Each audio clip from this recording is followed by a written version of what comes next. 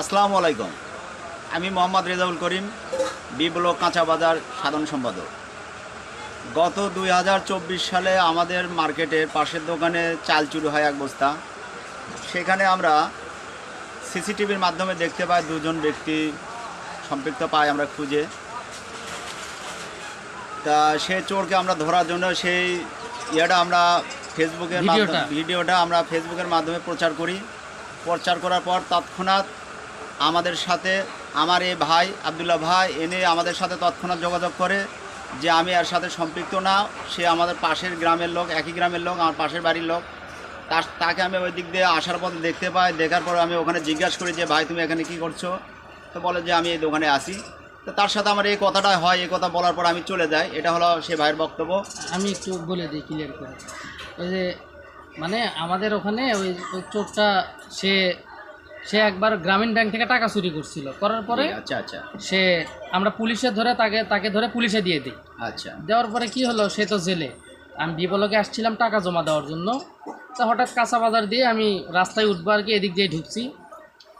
পরে দেখি এই চোরটা ওখানে বসে আছে। বসে থাকার পরে আমি জিজ্ঞেস করলাম যে এখানে কেন, আমার একটু সন্দেহ হলো তাকে দিকে। তো বলতেছে যে পাশে এক দোকানে আমি থাকি। থাকার পরে তাই আমি বললাম ঠিক আছে, তাহলে পাশের দোকান যেহেতু থাকে তা অবশ্যই সে এখানেই থাকে, আমারও আর সন্দেহ হলো না। তো পরে আমি বললাম যে জেল থেকে কবে বাড়াইছিস? তো বলছে যে কিছুদিন আগে। তাই আমি বললাম যে হাজিরা দেওয়া লাগে? সে বলছে হ্যাঁ হাজিরা দেওয়া লাগে। পরে আমি বললাম যে দেখ, জেল খাটলি, চুরি করলি, হাজিরা দেওয়া লাগে, এগুলো কত কষ্টের, খুব খারাপ মানহানি। দোকানে কাজ করে খাচ্ছিস, শুনে খুব ভালো লাগলো।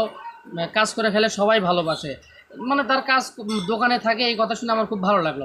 যার কারণে আমি তাকে কথা বলে সুন্দর করে মন ফ্রেশ করে আমি গায়ে হাত বুলিয়ে চলে গেছি ওখান থেকে। তো আমি তো আর বুঝতে পারিনি সে এখানে এই কাজটা করবে, যেহেতু পরিচিত আমি এই জন্য তার সাথে আমি যোগাযোগ করার চেষ্টা করছি।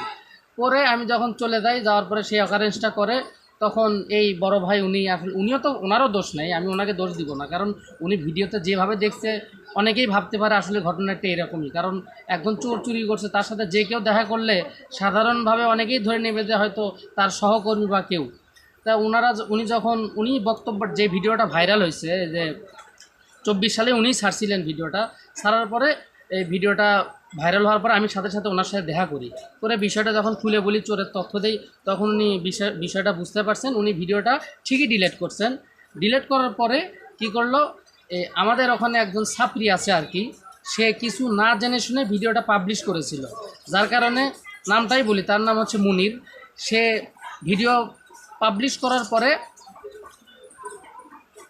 তখন ছাত্ররা তাকে, যারা আমাদের পরিচিত কলিগ, তারা বললেন যে তুমি আবদুল্লাহকে চেনো, যে আবদুল্লাহ কেমন, তুমি তার বিষয়ে না জেনে শুনে ভিডিওটা পাবলিশ করলে। সে নানান কথা যখন তাকে বলা শুরু করলো, সে ভিডিওটা ডিলিট করছে। আমিও খুশি হয়েছি, তার প্রতি আমার তখন কোনো অভিযোগ ছিল না। তো পরে আমি তাকে বিষয়টা ক্লিয়ার করছি যে আসলে এই ঘটনা। পরে আমি ভাইকে যখন এসে বললাম, ভাই তো ডিলিট করেই রাখছেন। সে করছে কি, ভিডিওটা ডিলিট না করে এই ভিডিওটা সে হাইড করে রাখছিল। এই কিছুদিনে ধরে, এদের 2-1 দিন ধরে যে কিছু ঘটনা ঘটতেছে, যে গুজবের বিষয়টা, তো সে বাস্তবগুলো কিছু প্রচার করতে না পেরে সে এই যে ভিডিওটা, চাউল চুরির ভিডিওটা, সে হাইড করে রাখছিল। বর্তমানে এসে সে পাবলিশ করে দিয়েছে, অথচ সে জানে যে আসলে কোনটা সত্য কোনটা মিথ্যা।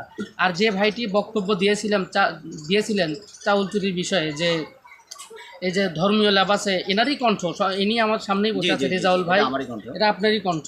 তো উনি এই ভিডিও যদি আপনাদের যদি বুঝতে অসুবিধা হয়, মনে অবিশ্বাস হয়, আপনারা ভাইয়ের সাথে যোগাযোগ করতে পারেন।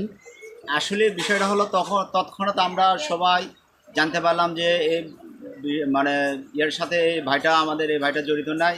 আমরা বাজার কমিটি সহ, দোকানদার সহ আমরা জাস্টিফাই করে দেখি যে আসলে ভাই জড়িত নেই, তৎক্ষণাৎ আমরা ভিডিওটা ডিলিট করে দিই। আর এখন এই 2025 সালে এসে বর্তমান যে পরিস্থিতি, যে প্রেক্ষাপট, তার মান সম্মান ক্ষুণ্ণ করার জন্য যে ব্যক্তিটা এই মোবাইলের মাধ্যমে যে তার এই ভিডিওটা অপপ্রচার করছে, এই বিষয়ে ভাই যদি ইচ্ছা করে, তার যদি ইচ্ছা হয় যে তাই এভাবে আইনগত ব্যবস্থা নেবে, সে যদি আইনগত ব্যবস্থা নেয়, এ বিষয়ে আমাদের বাজার কমিটির পক্ষ থেকে, আমাদের সবার পক্ষ থেকে যথেষ্ট তাকে আমরা সহযোগিতা করব। বিষয়টা আপনারা ক্লিয়ার হওয়ার পরে আপনারাই তো ভিডিওটা ডিলিট করছেন। এখন সে যে আমার বিষয়ে অপপ্রচার চালাচ্ছে, আর যে ভাইটা অপপ্রচার চালাচ্ছে তার বিষয়ে আমার বক্তব্য হলো, আমি ভাইকে অনুরোধ করব যে যে বিষয়ে আমরা তৎক্ষণাৎ এটা জাস্টিফাই করছি যে ভাই আসলে এর সঙ্গে জড়িত নাই, তাই আমি ওই ভাইকে অনুরোধ করব আপনি যে ভিডিও যেটা করছেন এটা ডিলিট করে নেন এবং পাশাপাশি তার কাছ থেকে ক্ষমা চেয়ে নেন, দুঃখ প্রকাশ করে নেন। আর এ ভাই যদি এই বিষয়ে আইনগত ব্যবস্থা নেয় আমাদের অবশ্যই এখানে সহযোগিতা থাকবে ইনশাআল্লাহ। আপনার দোকানের ঠিকানাটা আবার বলে দেন। আমি Mohammad Rezaul Karim, মাজিরা cantonment B block কাঁচা বাজারের সাধারণ সম্পাদক। যদি আপনাদের তাও যদি আপনাদের কারো এই বিষয়ে আরও কোনো মতামত থাকে, কোনো ভালো কিছু জানার ইচ্ছা থাকে, আমাদের সাথে অবশ্যই যোগাযোগ করবেন।